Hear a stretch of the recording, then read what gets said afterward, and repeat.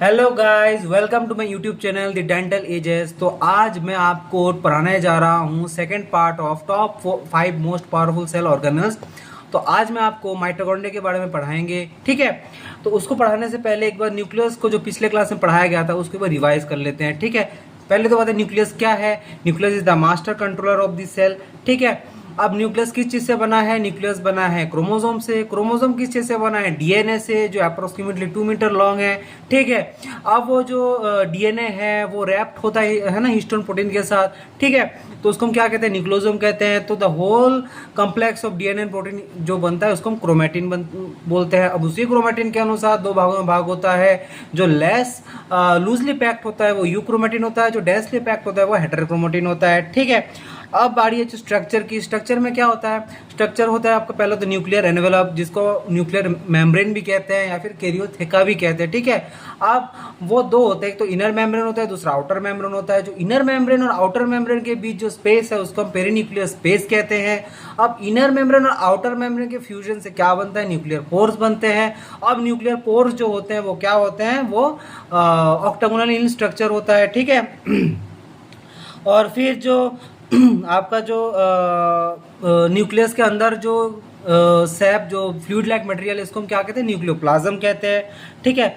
अब न्यूक्लियस के अंदर सबसे इंपॉर्टेंट पार्ट होता है जिसको हम क्या कहते हैं? न्यूक्लियोलस, ठीक है। वो एक स्पेसिफिक साइट ऑफ क्रोमोसोम से बनता है जिसको हम क्या कहते हैं? न्यूक्लियर ऑर्गेनाइजर रीजियन, ठीक है।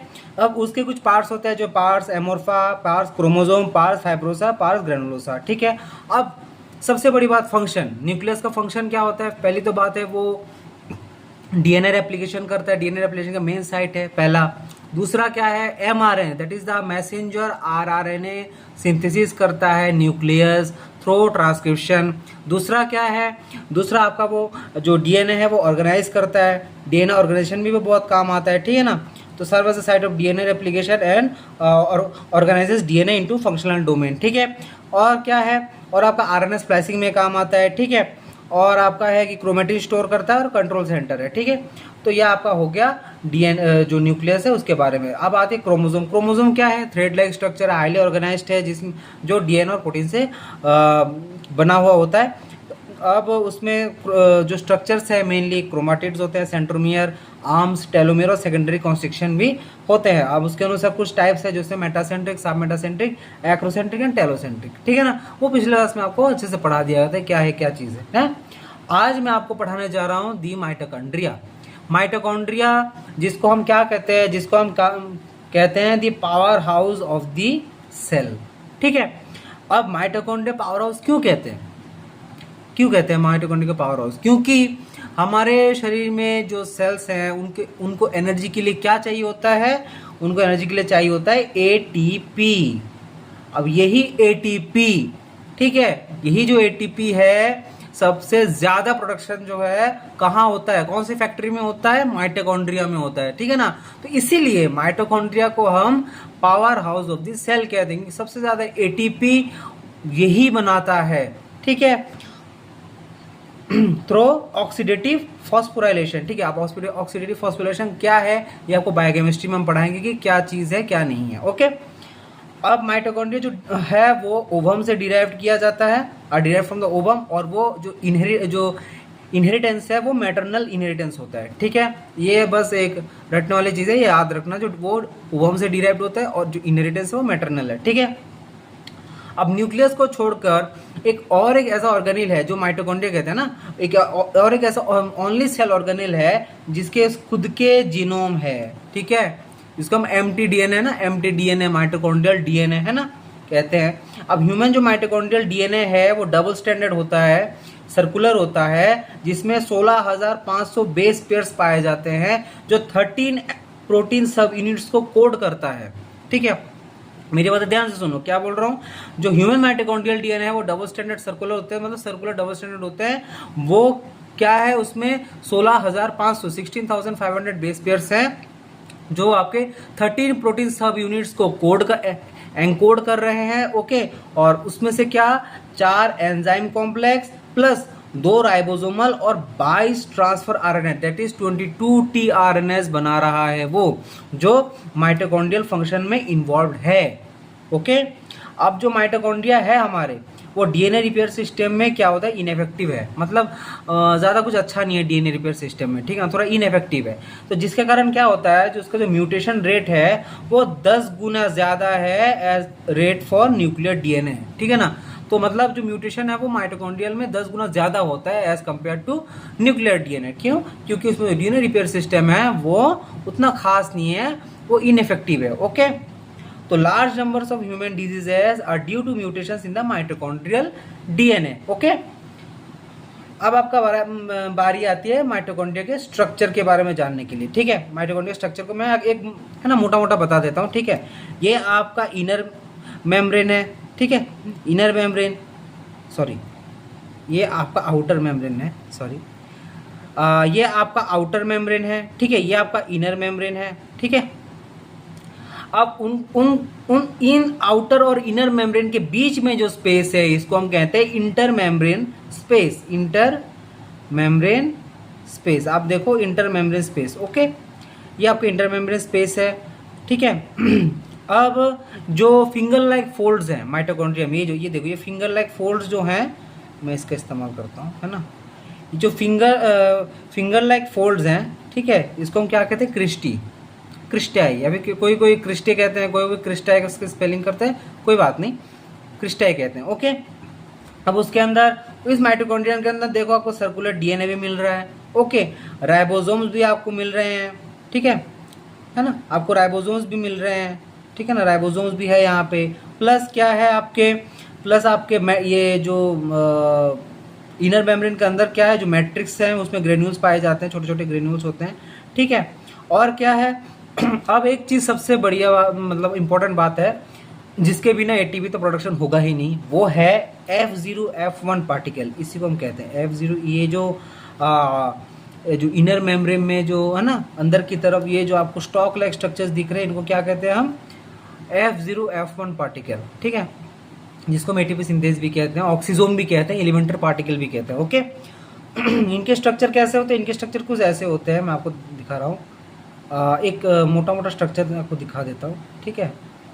जब आप ऑक्सीडेटिव फॉस्फोरिलेशन पढ़ोगे तब इसके सब यूनिट्स भी पढ़ोगे, इसके अंदर बहुत सारा और भी चीज़ें हैं वो भी पढ़ोगे, पर अभी इस टाइम के लिए बस एक नॉर्मल सा है ना आइडिया रखो। ओके, तो ये है आपका F0 F1 पार्टिकल, ये आपका हेड पार्ट है, ठीक है, ये आपका स्टॉक है और ये आपका बेस है।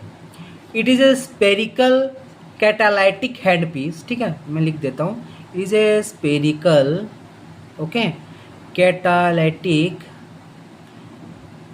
Hand piece, sorry hand piece बोल रहा हूँ, head piece,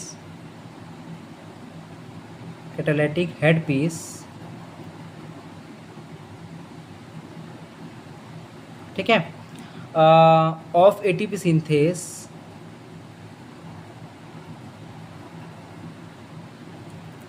complex, ATP synthase complex, ठीक है, located on matrix side of inner mitochondrial membrane, ठीक है। ये आपका जो F0 F1 पार्टिकल है इसका डेफिनेशन है, ठीक है। क्या है ये, स्पेरिकल है, कैटालाइटिक हेड पीस है ऑफ एटीपी सिंथेस कॉम्प्लेक्स, ठीक है, और वो कहाँ पे है, मैट्रिक्स साइड में ऑफ इनर मेम्ब्रेन, मतलब इनर मेम्ब्रेन साइड पर, ठीक है। अब इसका मेन फंक्शन क्या है, इसका मेन फंक्शन कुछ नहीं, इसका मेन फंक्शन है आपका एटीपी सिंथेसिस। ओके, चलो अब आपका पूरा ये हो गया माइटोकॉन्ड्रिया के बारे में, आपका बेसिक्स आ ही गया आपको। अब आपका मेन मुद्दे पे आते हैं, ठीक है। ये थोड़ा सा ये है, थोड़ा सा आपको हार्ड लग रहा होगा पर मैं आपको इजी कर दूंगा, आपको ये क्या कहना चाह रहा है। मेन पार्ट ये है जो माइटोकॉन्ड्रिया है उस एटीपी प्रोडक्शन कैसे करता है, तो सेलुलर रेस्पिरेशन के द्वारा, ठीक है। It is the process by which food in the form of sugar, हम जो खाना खाते हैं वो पेट के अंदर जाके क्या होता है, डाइजेस्ट होता है, उसके बाद क्या बनता है, एक अगर मोटा मोटा तरीके से बता दे तो एट लास्ट सेल में ग्लूकोज ही आ रहा है ना, in the form of sugar क्या होता है, is transformed into energy within the cell. जो आप खाना खाते हैं वो हमारे सेल्स में तोड़ मरोड़ के ब्रेक डाउन होकर ग्लूकोज बन जाता है। कुछ कुछ जो फैट्स होते हैं वो अलग हो जाते हैं, प्रोटीन्स अलग हो जाते हैं, ठीक है। जो ग्लूकोज होता है वो सेल्स में जाता है, सेल्स में जाके वो क्या करता है, एनर्जी बनाता है, ठीक है। अब सेल्स में कौन से वाले पार्ट में, माइटोकॉन्ड्रिया वाले पार्ट में, ठीक है, माइटोकॉन्ड्रिया में बनता है, ठीक है। अब कैसे होता है, अब देखो ये जो ग्लूकोज है, ये ग्लूकोज, अब ये ग्लाइकोलाइसिस के द्वारा क्या बनाता है, मैं ना एक ओवरव्यू दे रहा हूँ, ऐसा कुछ नहीं कि सारे रिएक्शंस अभी बता देने हैं हमको, नहीं, जस्ट एक ओवरव्यू है ना कि हाँ इस प्रोसेस के द्वारा ये बन रहा है, ठीक है। ग्लूकोज ग्लाइकोलाइसिस के द्वारा क्या बन रहा है, पायरूवेट, ठीक है। अब ये जो पायरूवेट बनता है इसमें at the time of glycolysis ATP, थोड़े बहुत एटीपी रिलीज होते हैं, थोड़े बहुत एटीपी बनते हैं, ओके। अब पायरूवेट से कन्वर्ट होकर क्या होता है, एसिटाइल एंजाइम कोए, दैट इज एसिटाइल कोए बनता है, ठीक है, एसिटाइल कोए, ओके। और उसमें देखो कि थोड़ा बहुत कार्बन डाइऑक्साइड भी रिलीज होता है, ओके। अब जो एसिटाइल कोए है, अब ये वाला जो पार्ट है ना, जो ग्लूकोज है, ग्लूकोज से ग्लाइकोलाइसिस से पायरूवेट बन रहा है, पायरूवेट से एसिटाइल कोए बन रहा है, ये सारे आपके सेल के साइटोप्लाज्म में बन रहा है, ओके।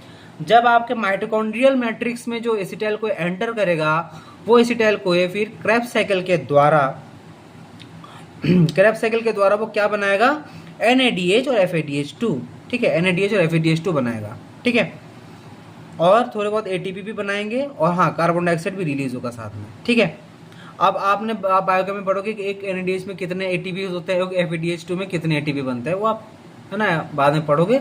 ये ATP, अब इन्हीं से ATP बनते हैं एट लास्ट, ठीक है ना, इन्हीं से एट लास्ट क्या बनता है, ATP बनता है, ओके।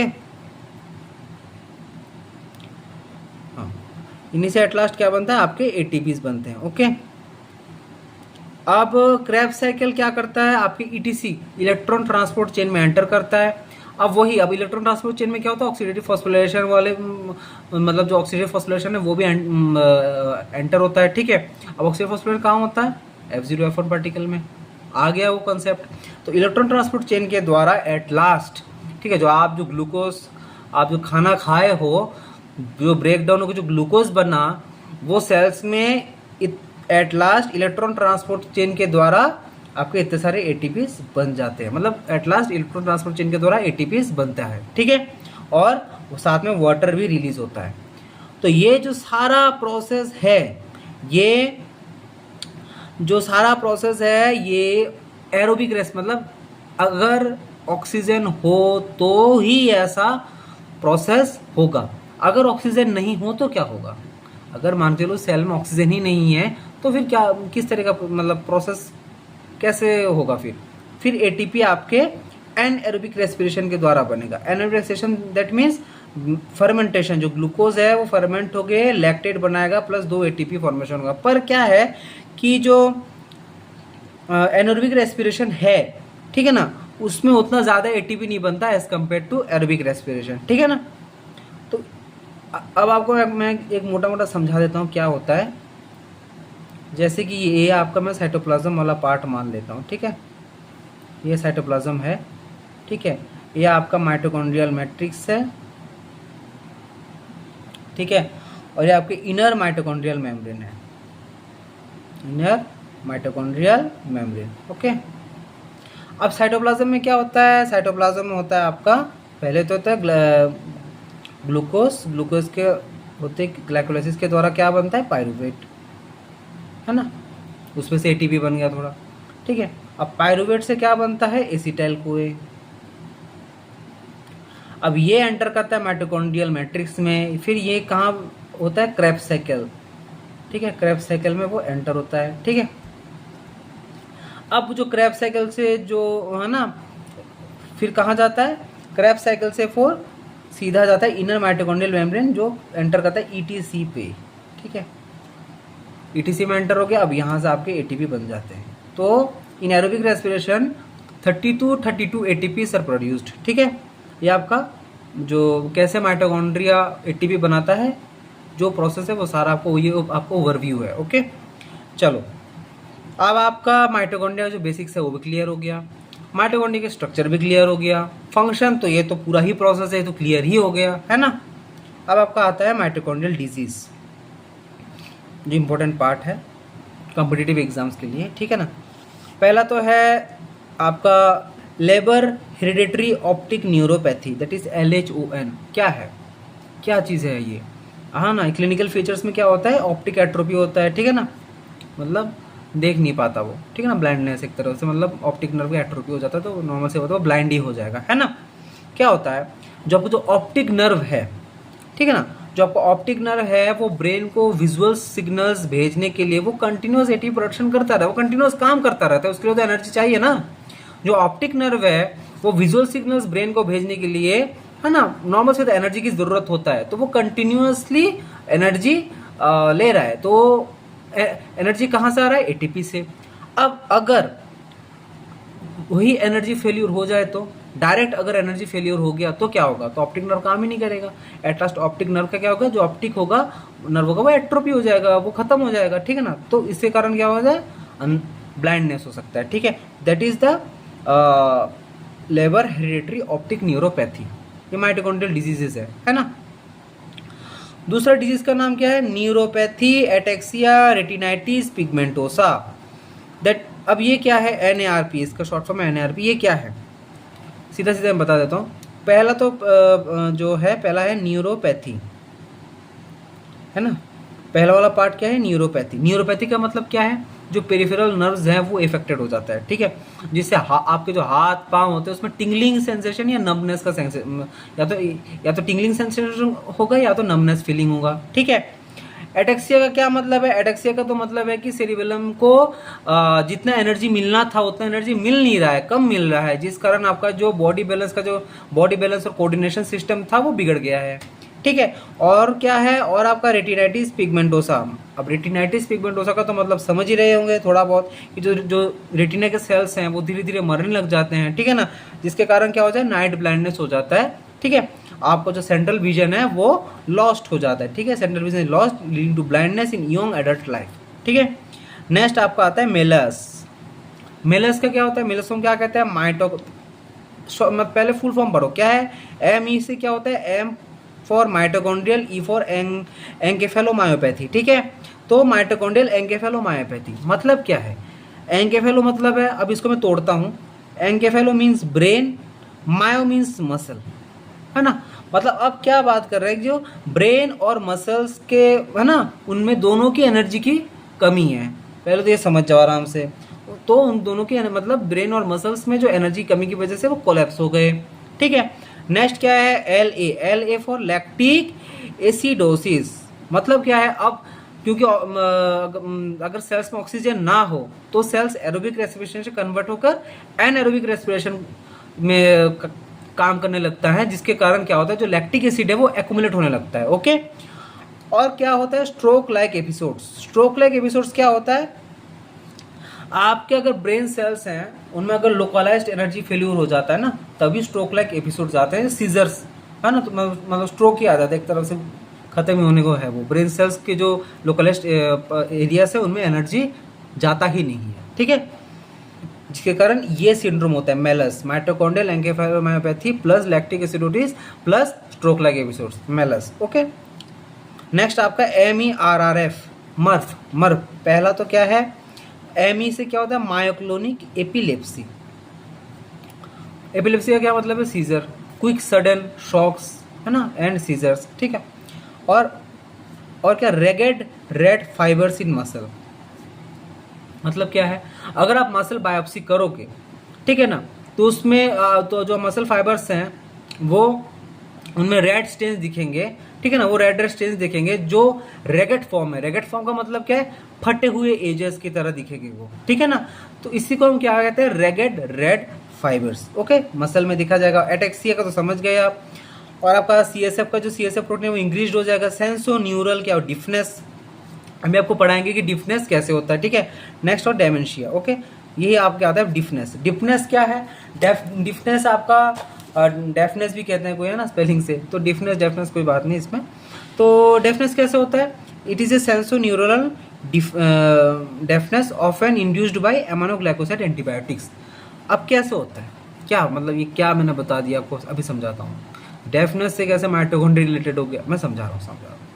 आप आपके जो कान है, ईयर है, इनर ईयर वाला पार्ट पकड़ लो, उनमें हेयर सेल्स रहते हैं ना। अगर आप बड़े हो, है ना, तो आपको पता होगा कि आपके हमारे इनर ईयर पे हेयर सेल्स होते हैं, ठीक है, जो इलेक्ट्रिकल सिग्नल्स जनरेट करते हैं ताकि ब्रेन में जाए, आपका वो है ना साउंड प्रोडक्शन हो।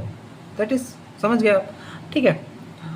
मतलब जो आपको बताया गया वो आपका ब्रेन सेल्स रिसीव करे, आपका जो इलेक्ट्रिकल सिग्नल होगा वो रिसीव करे, फिर आपको समझ आता है कि हाँ मेरे को क्या बताया गया है। ये नॉर्मल फिजियोलॉजी में बता रहा हूँ जो इनर ईयर में होता है, ठीक है।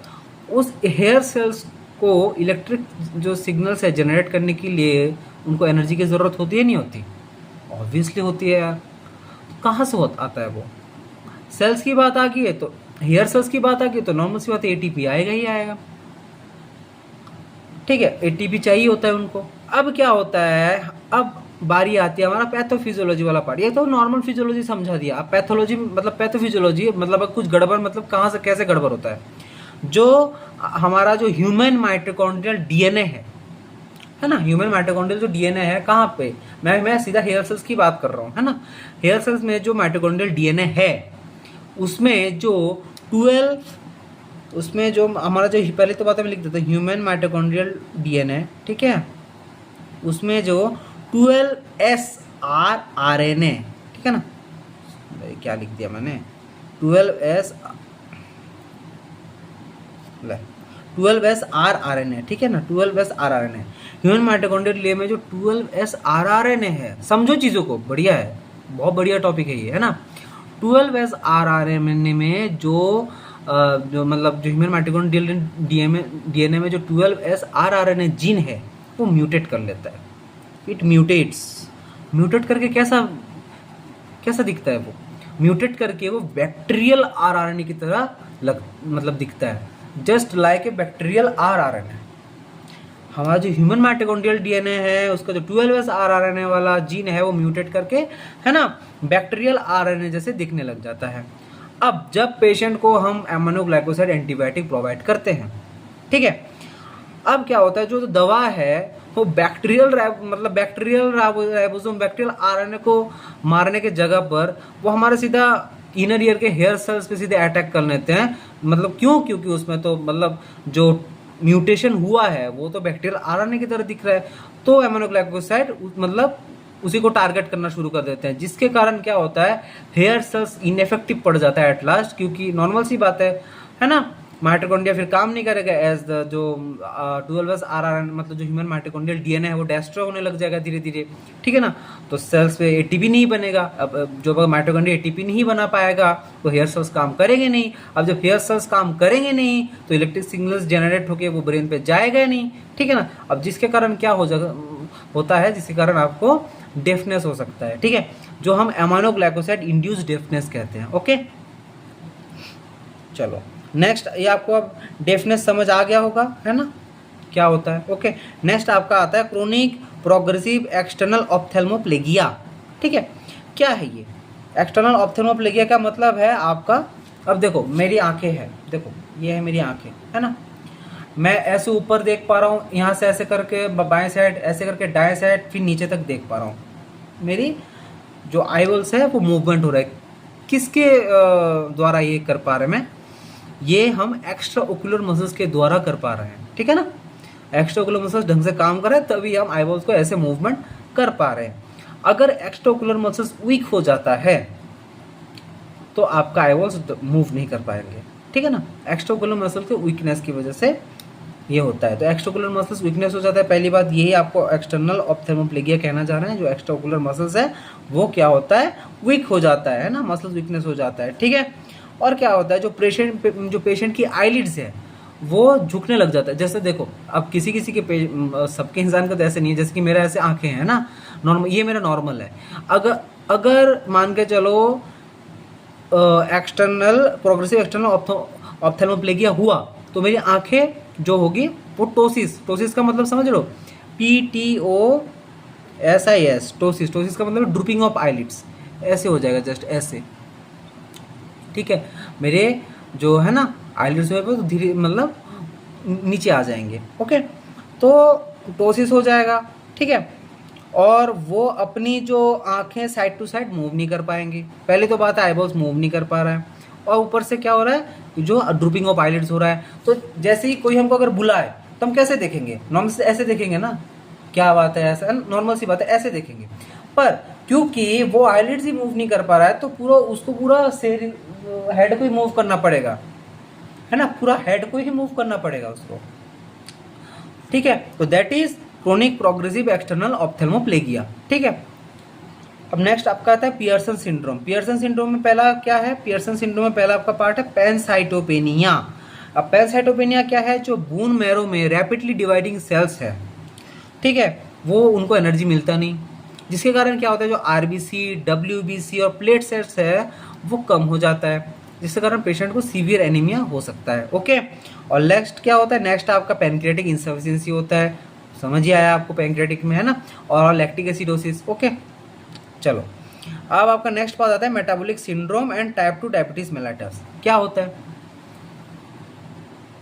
पॉइंट म्यूटेशन, माइटोकॉन्ड्रियल डीएनए में अगर पॉइंट म्यूटेशन हुआ, ठीक है, ठीक है, point mutation the mitochondrial DNA, जो माइटोकॉन्ड्रियल डीएनए में जो है टीआरएनए है, जो उसका जीन है, कौन सा जीन है माइटोकॉन्ड्रियल डीएनए में, कौन सा जीन है, टीआरएनए जीन, जो एनकोड किसको कर रहा है, ल्यूसीन टीआरएनए को, उनमें अगर पॉइंट म्यूटेशन हो जाए तो ही ये बीमारी होती है, ठीक है। कैसे, अब आपने मेरे क्लासेस अगर देखे होंगे तो सेल मेम्ब्रेन ट्रांसपोर्ट में मैंने आपको आयन गेटेड चैनल्स पढ़ाए थे, है ना, ठीक है। उसमें मैं आपको अच्छे से पढ़ाया था कि इंसुलिन अपटेक कैसे होता है, हाँ, किस आयन के चैनल की वजह से होता है, पोटेशियम चैनल सेंसिटिव जो पोटेशियम चैनल्स है वो कैसे काम करते हैं। अब यही कॉन्सेप्ट आपके यहाँ पे काम आने वाला है, ठीक है। कैसे, जो पैंक्रियास है उनके जो बीटा सेल्स है, पैंक्रियास में अल्फा सेल बीटा सेल होता है, जो बीटा सेल्स है ग्लूकोज सेंस करके, ठीक है ना, इंसुलिन रिलीज करने के लिए, ठीक है ना, ग्लूकोज को सेंस करके इंसुलिन रिलीज के लिए क्या करना होता है, जो एटीपी सेंसिटिव पोटेशियम चैनल्स है उनको एक्टिव करना पड़ता है, ठीक है ना। अब एक्टिव करने के लिए क्या जरूरत होता है, एटीपी, ठीक है। अब मान लो जब एटीपी ही नहीं बनता तो इंसुलिन रिलीज रुक जाता है, जिसके कारण टाइप 2 डायबिटीज मेलिटस जैसा प्रेजेंटेशन होता है, ठीक है। और साथ में क्या होता है, अब एटीपी नहीं है, ठीक है, तो मान के चलो इसमें हियरिंग लॉस भी हो सकता है, क्योंकि नॉर्मल सी बात है, वो भी हेयर सेल्स एटीपी से ही काम कर रहा है ना, तो चलो इस पर डेफनेस भी हो सकता है। और प्लस क्या होता है, मेटाबॉलिक सिंड्रोम भी हो सकता है, okay, impaired glucose tolerance and metabolic syndrome, okay.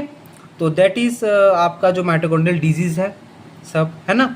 एक है आपका लेबर हेरिडेटरी ऑप्टिक न्यूरोपैथी, फिर आता है नार्प आता है, मेलस आता है, मार्फ आता है, डिफनेस आता है, पीओ आता है, पियर्सन सिंड्रोम आता है, फिर metabolic syndrome, type 2 diabetes mellitus, ये इंपॉर्टेंट माइटोकॉन्ड्रियल डिजीज है। अब उनके ट्रीटमेंट कैसे ट्रीटमेंट करते हैं, पहला तो है आर्टिफिशियल इलेक्ट्रॉन रिसेप्टर, जैसे कि विटामिन K3, C एंड यूबिक्विनोन, ये सब प्रोवाइड करते हैं, ठीक है। दूसरा क्या है, एडमिनिस्ट्रेशन ऑफ कोफैक्टर्स कोएंजाइम, जैसे कि राइबोफ्लेविन, कार्निटिन, क्रिएटिन, ओके। और क्या होता है, जैसे कि use of oxygen radical scavengers, जैसे vitamin E, copper, selenium, ubiquinone और आइडेबेनोन, ठीक है, ये सब देते हैं, ठीक है, माइटोकॉन्ड्रियल डिजीज को ट्रीटमेंट करने के लिए, ठीक है। तो that is for today guys. तो आज आपका माइटोकॉन्ड्रिया का जो टॉपिक है, that is the power house of this cell, जो टॉपिक है वो खत्म होता है, ठीक है। आपका पूरा जो कंसेप्ट है वो समझ आ गया होगा, है ना। अब ये चीज़ क्या होता है ना, ये चीज़ लोग रटने लग जाते हैं ना, माइटोकॉन्ड्रिया पूरा डिजीज को रटने लग जाते हैं, क्या है क्या नहीं है, ये पूरा पार्ट रटेंगे। अगर आप चीज़ों को ढंग से समझ जाओगे ना कि क्या बताने की कोशिश कर रहा है, आपको इतने में समझ आ जाएगा। अगर मैं बताऊं कि optic labour hereditary optic neuropathy, आपको समझ आ जाएगा कि हाँ ये कहाँ पे बात हो रहा है, ऑप्टिक न्यूरोपैथी मतलब ऑप्टिक नर्व की बात होगा। अब क्योंकि माइटोकॉन्ड्रियल डिजीज है तो कुछ तो पार्ट है जो ऑप्टिक नर्व में, जो अब आपको धीरे धीरे कंसेप्ट याद होने लग जाए, मतलब क्लिक करेगा कंसेप्ट आपको, ठीक है ना। तो कभी कभार है ना समझना भी जरूरी होता है ना, हर चीज़ रटनी नहीं होती है ना। चलो तो that is for today guys. तो मिलते हैं आपके नेक्स्ट लेक्चर में, जिनमें आपको मैं पढ़ाऊंगा लाइसोसोम, जो सुसाइडल बैग है ना, तो वो भी आपके मोस्ट इंपोर्टेंट सेल ऑर्गेनेल में ही आता है, ठीक है। तो मिलते हैं नेक्स्ट लेक्चर पे। हैव ए गुड डे, ठीक है।